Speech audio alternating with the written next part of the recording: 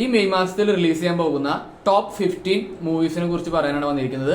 ഇത് മലയാളം, തമിഴ്, ഹിന്ദി, ഇംഗ്ലീഷ് തുടങ്ങിയിട്ടുള്ള ലാംഗ്വേജിൽ നിന്ന് ഞാൻ സെലക്ട് ചെയ്തിട്ടുള്ള, എനിക്ക് തോന്നിയിട്ടുള്ള ടോപ്പ് 15 മൂവീസ് ഈ മാസത്തിൽ റിലീസ് ചെയ്യുന്നതിനെ കുറിച്ചിട്ടാണ് പറയുന്നത്. ഇതിൽ ചിലത് OTT ആണ്, മെജോറിറ്റി തിയേറ്ററിക്കൽ റിലീസാണ്.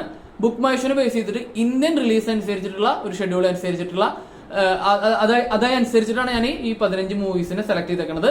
അപ്പൊ ആദ്യമേ തന്നെ ഇപ്പൊ മെയ് മാസത്തിൽ ഫസ്റ്റ് വീക്ക് 1-ാം തീയതി തന്നെ റിലീസ് ചെയ്യാൻ പോകുന്ന, എല്ലാവരും കാത്തിരിക്കുന്ന മലയാളത്തിലെ ബിഗ് സ്റ്റാറുകൾ ഒരുമിക്കുന്ന, എടുത്തു പറയാനാണെങ്കിൽ ലാലേട്ടനും മമ്മൂക്കും വർഷങ്ങൾക്ക് ശേഷം ഒരുമിക്കുന്ന ദ പാട്രിയോട്ട് മൂവിനെ കുറിച്ച് പറയാനാണെങ്കിൽ ഇങ്ങനത്തെ ഒരു പടം മലയാളത്തിൽ സംഭവിക്കുന്നത് ഇവർ തന്നെ പല പ്രൊമോഷനിലും പറയുന്നുണ്ട്. അത് യാഥാർത്ഥ്യമാണ്. കാരണം ഇത്രയും വലിയ സൂപ്പർ സ്റ്റാറുകളായിട്ടുള്ള മമ്മൂക്കേനും ലാലേട്ടനും ഒരുമിച്ച് ഒരു പടത്തില് വർഷങ്ങൾക്ക് ശേഷം തുല്യ പ്രധാനമുള്ള റോളിൽ കൊണ്ടുവരാന്ന് പറയുന്നത് ബിഗ് ടാസ്ക് ആണ്. ആ ടാസ്ക് മഹേഷ് നാരായണനും ആൻഡോ ജോസും കൂടി ഏറ്റെടുത്ത് കൊണ്ടുവരികയാണ്. ഒപ്പം ഫഹദ് ഫാസിലും ചാക്കോച്ചനും നയൻതാരയും രേവതി തുടങ്ങിയിട്ടുള്ള ബിഗ് കാസ്റ്റ്.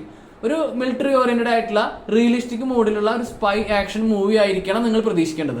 അല്ലാണ്ട് ഒരു മാസ് മസാല ഇടിപ്പടം, നരസിംഹ റേഞ്ച് 2020 റേഞ്ച് ഒന്നും നിങ്ങൾ പ്രതീക്ഷിക്കരുത്.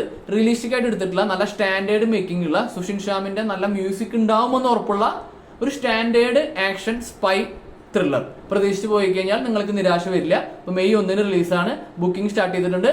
എല്ലാവരും ടിക്കറ്റ് എടുക്കുക, ഓവർ പ്രതീക്ഷയില്ലാതെ പോയി കാണാൻ എൻജോയ് ചെയ്യാം. പിന്നെ മെയ് മാസം 1-ാം തീയതി തന്നെ ഇംഗ്ലീഷിൽ നിന്നുള്ള ഒരു പടമാണ് ദ ഡെവിൾ വെയർസ് പർദ 2. ഇത് 2006 ഇറങ്ങിയിട്ടുള്ള ഇതേ പേരിലുള്ള പടത്തിന്റെ 2ാം ഭാഗമാണ്. ഒരു ഫാഷൻ ഇൻഡസ്ട്രിയിൽ ബേസ് ചെയ്തിട്ട് വന്ന ആ പടം അന്നൊരു കൾട്ട് ഹിറ്റ് ആയിരുന്നു. അതിന്റെ 2ാം ഭാഗമാണ് ഇത്രയും വർഷങ്ങൾക്ക് ശേഷം വരാൻ പോണത്. ലെജൻഡറി ആയിട്ടുള്ള Meryl Streep, Anne Hathaway, Emily Blunt, Stanley Tucci തുടങ്ങിയവരാണ് ഇതിൽ പ്രധാന റോളിൽ വരുന്നത്. മെയ് 1-നാണ് റിലീസ്. വളരെ പ്രതീക്ഷയുള്ള ഒരു നല്ല കോമഡി ഡ്രാമ ആയിരിക്കുമെന്ന് ഞാൻ വിചാരിക്കുന്നു. അപ്പോൾ അത് നിങ്ങൾ ആ പ്രതീക്ഷയോടെ പോയി കാണുക. പിന്നെ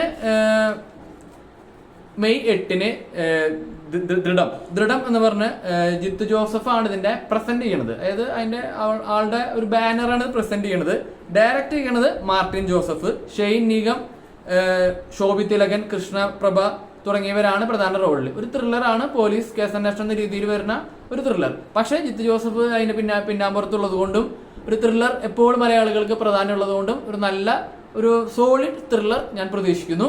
അപ്പൊ അത് മെയ് 8-നാണ് റിലീസ്, അത് പോയി കാണുക. പിന്നെ ഇംഗ്ലീഷിൽ നിന്ന് ഹ്യൂ ജാക്മാന്റെ ദ ഷീപ്പ് ഡിറ്റക്റ്റീവ്. ഇത് എന്താ പറയുകയാണെങ്കിൽ കുറച്ച് ഫാന്റസി എലമെന്റ് ഉള്ള ഒരു പടമാണെന്നാണ് ട്രെയിലറിൽ നിന്ന് പ്രൊമോ മനസ്സിലാവുന്നത്. ഷീപ്പുകളുടെ ഷെപ്പേർഡ് ആയിട്ടുള്ള ആളായിട്ടാണ് ഹ്യൂ ജാക്മാൻ വരുന്നത്. ആള് മിസ്സിംഗ് ആവുന്നു, ആൾക്ക് എന്തോ ഒരു മരണം സംഭവിക്കുന്നു, എന്തോ ഒരു മിസ്റ്ററി സംഭവിക്കുന്നു. അത് അന്വേഷിക്കുന്നത് ആരാ? ഈ ഷീപ്പുകൾക്ക് വോയിസ് കൊടുത്തിട്ടാണ് ഇതിന്റെ ഒരു പ്രസന്റേഷൻ. അപ്പൊ ഹ്യൂ ജാക്മാന്റെ പടം ഓൾറെഡി ഇത് പ്രീമിയർ ഫെസ്റ്റിവലിലൊക്കെ ചെയ്ത് നല്ല റിവ്യൂസ് ഓൾറെഡി വന്നിട്ടുണ്ട്. മെയ് 8-നാണ് ഇതിന്റെ റിലീസ്. ബുക്ക് മൈ ഷോയിൽ കാണാൻ സാധിക്കുന്നത്.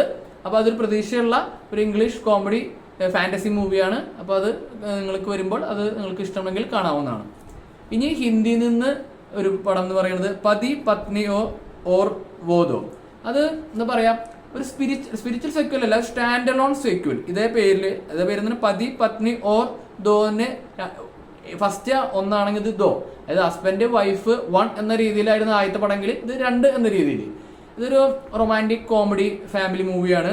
ആയുഷ്മാൻ ഖുറാന, സാറ അലി ഖാൻ, വാമിക ഗാബി, രാഹുൽ പ്രീത് തുടങ്ങിയിട്ടുള്ള നല്ല കാസ്റ്റിംഗ് ഉണ്ട്. ഹിന്ദിക്കാർക്ക് ഒരു റൊമാൻസിൽ അവരുടെ കോമഡി പടങ്ങളൊക്കെ കുറെ പരാജയപ്പെട്ടുകൊണ്ടിരിക്കുന്ന കാലഘട്ടമാണ്. അപ്പൊ അവര് അതിൽ നിന്നൊരു മോചനം പ്രതീക്ഷിക്കുന്ന ഒരു പടം കൂടിയാണിത്. മെയ് മാസത്തിന്റെ പകുതിയോടെ ഇത് റിലീസ് വരും. മെയ് 15-നാണ് മനസ്സിലാക്കിയിരിക്കുന്നത്. അപ്പൊ അതൊരു പ്രതീക്ഷയുടെ ചിത്രമാണ്. അപ്പൊ അത് നിങ്ങൾക്ക് ഇൻട്രസ്റ്റ് ആണെങ്കിൽ നിങ്ങളെ വാച്ച് ലിസ്റ്റിലേക്ക് ആഡ് ചെയ്യാവുന്നതാണ്. പിന്നെ മെയ് 15 ഭയങ്കര ഓവർലോഡറാണ്. അടുത്ത മെയ് 15-നുള്ള മലയാളികൾ കാത്തിരിക്കുന്ന യൂത്തിൽ ഇനി അടുത്തൊരു ട്രെൻഡ്, വാഴയ്ക്ക് ശേഷം ട്രെൻഡ് ആവുന്ന പടമാണ് അതിരടിയിൽ നല്ല കാസ്റ്റിംഗ് ഉണ്ട്. ടോവിനോ തോമസ്, ബേസിൽ ജോസഫ്, വിനീത് ശ്രീനിവാസൻ, പിന്നെ ഇപ്പോഴത്തെ ന്യൂ സെൻസേഷൻ ട്രെൻഡിങ് ആയിട്ടുള്ള റിയ ഷിബു, പിന്നെ സെറീൻ, അങ്ങനത്തെ പറഞ്ഞിട്ടുള്ള കാസ്റ്റിംഗ് ഒക്കെ ഉണ്ട്. എന്താ പറയാ, മിന്നൽ മുരളിയൊക്കെ എഴുതിയിട്ടുള്ള അരുൺ അനിരുദ്ധനാണ് ഇതിന്റെ റൈറ്ററും ഡയറക്ടറും. അപ്പോൾ ഒരു പ്രതീക്ഷയുള്ള ഒരു ഫെസ്റ്റിവൽ മോഡിലുള്ള പിള്ളേർക്കും ഫാമിലീസിനൊക്കെ അടിച്ചു പൊളിക്കാൻ പറ്റുന്ന ഒരു പടമാകുമെന്ന് ഒരു പ്രതീക്ഷയുണ്ട്. ആ രീതിയിലാണ് അവരുടെ പ്രമോസും കാര്യങ്ങളൊക്കെ വരാൻ പോകുന്നത്. ഇന്റർവ്യൂസ് ഇനി വരാനിരിക്കുന്നുള്ളൂ. May 15-നാണ് release.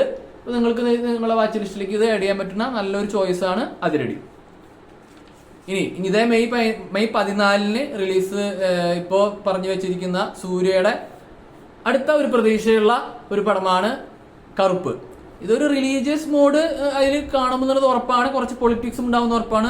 RJ ബാലാജിയാണ് ഇതിന്റെ ഡയറക്ടർ. തൃഷ അതിലുണ്ട്. പിന്നെ മലയാളത്തിൽ നിന്ന് ഇന്ദ്രൻസ് കുറെ കാലത്തിന് ശേഷം തമിഴിൽ നല്ലൊരു റോൾ ചെയ്യുമെന്ന് പ്രതീക്ഷിക്കുന്ന പടമാണ്. പിന്നെ ജിങ്കാനയിലൊക്കെ ഉണ്ടായിരുന്ന അനഘ മായ രവി ഒക്കെ ഉണ്ട്. അപ്പോൾ ഒരു കളർഫുൾ ഫെസ്റ്റിവൽ മോഡിലുള്ള പടമായിരിക്കുമെന്ന് വിചാരിക്കുന്നു. പിന്നെ ഇപ്പോഴത്തെ ട്രെൻഡി മ്യൂസിക് ഡയറക്ടർ ആയിട്ടുള്ള സായി അഭിനങ്കറാണ് ഇതിന്റെ മ്യൂസിക്കും കമ്പോസ് ചെയ്തേക്കുന്നത്. അപ്പോൾ ഒരു ഫെസ്റ്റിവൽ മോഡിലുള്ള മാസ് മസാല പടം നമുക്ക് പ്രതീക്ഷിക്കാം എന്നാണ് എനിക്ക് തോന്നുന്നത്. ഇനി അഗൈൻ ഒരു ഹിന്ദിയിൽ നിന്നുള്ള വീണ്ടും ഒരു റൊമാൻറ്റിക് ജോണറിലുള്ള പടം തന്നെയാണ് ചാന്ദ് മേര ദിൽ. മെയ് ലാസ്റ്റോടെയാണ് ഇതിന്റെ റിലീസ് ഡേറ്റ് എന്നാണ് മനസ്സിലാക്കുന്നത്. ഇതില് നമ്മുടെ കില്ല് പടത്തിൽ കൂടെ ഇപ്പോൾ കുറച്ച് സെൻസേഷൻ വന്നിട്ടുള്ള ലക്ഷ്യയും നമ്മുടെ അനന്യ പാണ്ഡ്യയും ചേർന്നിട്ടുള്ള ഒരു ഈ പറഞ്ഞ പോലെ ഒരു ബ്രീസി ഒരു കൂൾ റൊമാൻറ്റിക് കോമഡി മൂവി ആവുമെന്ന് പ്രതീക്ഷിക്കുന്നു. അതും ബോളിവുഡിന് അവർക്ക് കിട്ടേണ്ട ഒരു ഹിറ്റ് ആവട്ടെ എന്ന് ഞാൻ ഹോപ്പ് ചെയ്യുന്നു. അങ്ങനെ ആവട്ടെ. ഇനി ഒരു ഹൊറർ പടമാണ് ഇംഗ്ലീഷിൽ നിന്ന് ഹുക്കും. ഓൾറെഡി ഇത് റോട്ടൻ ടൊമാറ്റോസിലൊക്കെ ഗംഭീര റിവ്യൂസ് ആണ് ഇതിന് കാണാൻ സാധിക്കുന്നത്.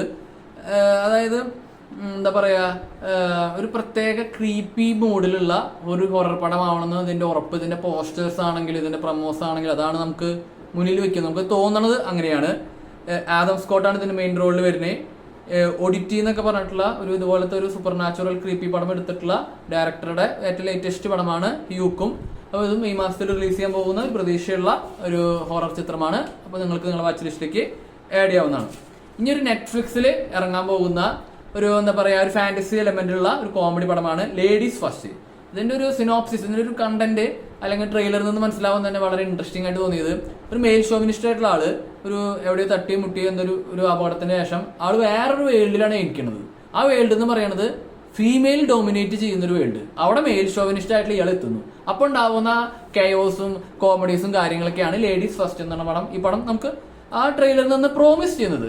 ഇതിൽ സാച്ച ബെറോൺ, റോസ്മോണ്ട് പൈക്ക് തുടങ്ങിയവരാണ് മെയിൻ റോളിൽ വരുന്നത്. നല്ലൊരു എന്താ പറയാ തോട്ട് പ്രൊവോക്കിംഗ് ആയിട്ടുള്ള ചിന്തിക്കാൻ പറ്റുന്ന എന്നാൽ ഒരേ സമയം എന്റർടൈൻ ചെയ്യിപ്പിക്കുന്ന ഒരു പടമായിരിക്കും തോന്നുന്നു. നെറ്റ്ഫ്ലിക്സിലെ മെയ് 21 റിലീസ് എന്ന് മനസ്സിലാക്കുന്നത്. ഇനി ഗൈ റിച്ചി സ്റ്റൈലിഷ് ത്രില്ലർസ് എടുക്കുന്നതിൽ ലെജൻഡറി ആയിട്ടുള്ള ഗൈ റിച്ചിയുടെ ഏറ്റവും ലേറ്റസ്റ്റ് പടമായിട്ട് വരാൻ പോകുന്ന പടമാണ് ഇൻ ദ ഗ്രേ. ഈ പടം മെയിലാണ് റിലീസ് പറഞ്ഞിട്ടുള്ളത്. ബുക്ക് മൈ ഷോയിൽ കറക്റ്റ് ഡേറ്റ് ഒന്നും കാണാൻ സാധിക്കുന്നില്ല. മെയിൽ പ്രതീക്ഷിക്കുന്നു.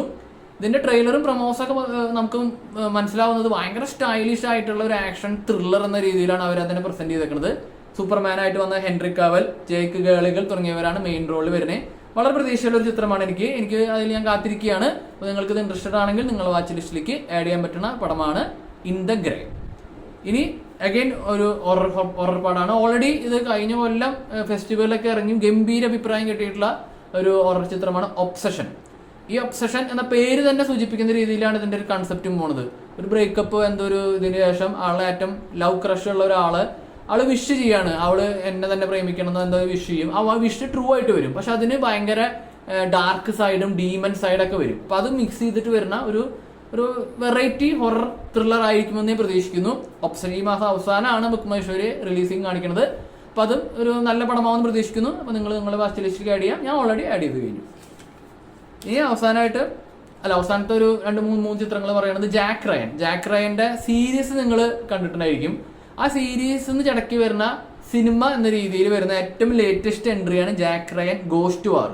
ഇതൊരു റീബൂട്ട് എന്ന് വിളിക്കാം, അതിന്റെ ഒരു കണ്ടിന്യൂഷൻ എന്ന് വിളിക്കാം.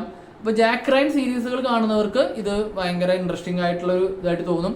ഇതും അഗൈൻ ഒരു സ്പൈ ആക്ഷൻ മോഡിലുള്ള റിയലിസ്റ്റിക് മോഡിലുള്ള കുറെ വിഷയങ്ങൾ പൊളിറ്റിക്സും കൈകാര്യം ചെയ്യുന്ന എന്നാൽ എന്റർടൈനിങ് ആയിട്ടുള്ള ആക്ഷൻസ് രംഗങ്ങളുള്ള പടമായിരിക്കുമെന്ന് ഒരു തോന്നുന്നു അതിന്റെ പ്രൊമോഷനും കാര്യങ്ങളൊക്കെ കാണുമ്പോൾ.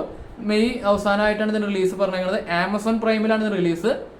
അപ്പോൾ അത് നിങ്ങൾ വാച്ച് ലിസ്റ്റിലേക്ക് ആഡ് ചെയ്യാവുന്നതാണ്. ഇനി കാട്ടാളൻ എന്ന് പറയുന്നത് നിങ്ങൾ ഓൾറെഡി പ്രൊമോസും കാര്യങ്ങളൊക്കെ കണ്ടെന്ന് മനസ്സിലായിട്ടുണ്ടായിരിക്കും. ഭയങ്കര വയലന്റ് ആക്ഷനുള്ള സ്ട്രിക്റ്റ്ലി അത് എയർ റേറ്റഡ് ആയിരിക്കും. ആന്റണി വർഗീസിന്റെ പെപ്പയുടെ ഏറ്റവും ലേറ്റസ്റ്റ് പടമാണ്. ആക്ഷൻ പാക്ഡ്, കംപ്ലീറ്റ് ആക്ഷൻ, ആന അങ്ങനത്തെ കാര്യങ്ങളൊക്കെ ആയിട്ട് കാർ ഫോറസ്റ്റും കാര്യങ്ങളൊക്കെ ആയിട്ട് ഗംഭീര ആക്ഷൻ പാക്കഡ് ആയിട്ട് വരുന്ന ഒരു പടമായിരിക്കും എന്ന് വിചാരിക്കുന്നു കാട്ടാളൻ. മാർക്കൊക്കെ എടുത്ത പ്രൊഡ്യൂസറും ടീം തന്നെയാണ് ഇതും നമ്മുടെ മുന്നിൽ പ്രസന്റ് ചെയ്യുന്നത്. ഇൻട്രസ്റ്റിംഗ് പ്രൊമോസ്, പോസ്റ്റേഴ്സ്, ട്രെയിലറൊക്കെ നല്ല വെൽ റിസീവ്ഡ് ആണ്. ഇത് വളരെ പ്രതീക്ഷയുള്ള മെയ് മാസത്തിന്റെ ഒരു ചിത്രമാണ് കാട്ടാളൻ. മെയ് ലാസ്റ്റിലോടെങ്കിലും റിലീസാണ് പ്രതീക്ഷിക്കുന്നത്. അപ്പോൾ നിങ്ങളുടെ വാച്ച് ലിസ്റ്റിലേക്ക് ആഡ് ചെയ്യാൻ പറ്റുന്ന പെർഫെക്റ്റ് ആക്ഷൻ ചോയ്സ് ആയിരിക്കും കാട്ടാളൻ. ആൻഡ് ഫൈനൽ എൻട്രി ദൃശ്യം 3. ദൃശ്യം 3ക്ക് പ്രൊമോഷൻ വേണമെന്ന് വെച്ച് കഴിഞ്ഞാൽ എനിക്ക് എൻ്റെ അഭിപ്രായത്തിൽ വേണ്ട. ദൃശ്യം 3 കേരളത്തിലെ എല്ലാ ആൾക്കാരും കാത്തിരിക്കുന്ന ഒരു പടമാണ്. ജോർജ് കുട്ടിക്ക് എന്ത് സംഭവിച്ചു, ജോർജ് കുട്ടിക്കും ഫാമിലിക്കും എന്ത് സംഭവിച്ചു എന്ന് അറിയാൻ മലയാളികൾ എല്ലാവരും കാത്തിരിക്കുകയാണ്. ദൃശ്യം ഫസ്റ്റ് തിയേറ്ററിൽ ഇറങ്ങി പാത്ത് ബ്രേക്കിംഗ് ആയിരുന്നു. ആദ്യത്തെ 50 കോടി എടുത്ത ചിത്രം.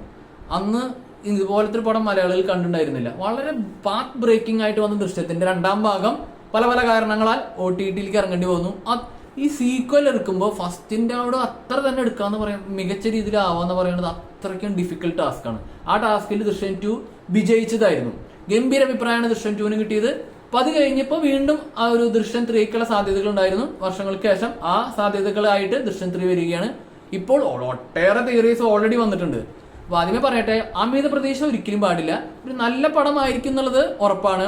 അവര് ദൃശ്യം 3യുടെ പ്രൊമോഷൻ ആൾക്കാരുടെ അവർ പറയണത് നിങ്ങൾ അത് പ്രതീക്ഷിക്കരുത് ഇത് പ്രതീക്ഷിക്കരുത് എന്നൊക്കെ പറയും. നമുക്കൊരു സ്റ്റാൻഡേർഡ് പടം പ്രതീക്ഷിക്കാം. ജോർജ് കുട്ടിയുടെ ഓർഗാനിക് ആയിട്ട് ജോർജ് കുട്ടിയുടെ ഫാമിലിയിൽ എന്താണ് സംഭവിച്ചിട്ടുണ്ടാകുക എന്ന രീതിയിൽ നമ്മൾ സമീപിക്കുക. ക്ലീൻ മൈൻഡോടെ പോവുക. അത്യാവശ്യം നല്ലൊരു പടമാവുമെന്ന് ഒരു പ്രതീക്ഷയുണ്ട്.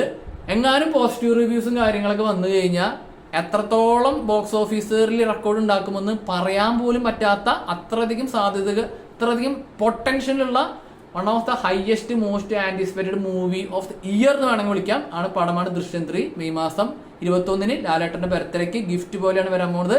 എനിക്കതിൽ ഓരോ ദിവസം എണ്ണീട്ട് തന്നെ കാത്തിരിക്കുന്നത്. നിങ്ങൾ കാത്തിരിക്കാന്ന് വിചാരിക്കുന്നു. അപ്പൊ ഇതൊക്കെയാണ് എൻ്റെ മെയ് മാസത്തിൽ ഞാൻ പ്രതീക്ഷിക്കുന്ന നല്ല 15 ഫിലിംസ് ആയിട്ട് ഞാൻ സെലക്ട് ചെയ്തത്. ഇതിൽ വിട്ടുപോയിട്ടുണ്ടാവാം, ചിലത് മിസ് ചെയ്തിട്ടുണ്ടാവാം, പറയാത്തതുണ്ടായിരിക്കാം. നിങ്ങൾക്കത് മെൻഷൻ ചെയ്യാവുന്നതാണ്.